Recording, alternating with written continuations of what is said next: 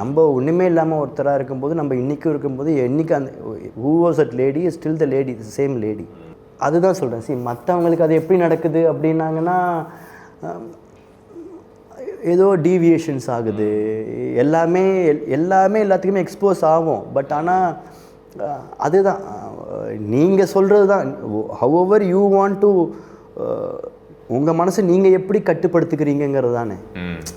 மச்சான் ஏன்டா இப்படி பண்ணுற வீட்டில் அப்படின்னு நம்ம சொன்னாலும் யாரும் கேட்க போதில்லை. அன்லெஸ் அண்ட் அன்டில் நீங்கள் டிசைட் ஆஸ் அ பர்சனாக அவங்க டிசைட் பண்ணுறது தானே ரொம்ப முக்கியம்.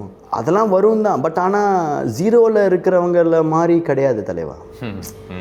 அது நம்மளை யாராக இருந்தாலுமே சரி, அது முதல்ல ஒருத்தங்க வராங்கன்னா அவங்க தான் அது எதுவாக இருந்தாலுமே. அதுக்கப்புறமா வரவங்க எல்லாருமே நீங்கள் ஒரு விஷயமா மாறி அவங்க கிட்டக்க இருப்பீங்க. அந்த விஷயத்த நீ மாறி இருந்தனா இங்கேயே சரியாயிட்டு இருக்குமேங்கிறது தானே பாயிண்ட்டு.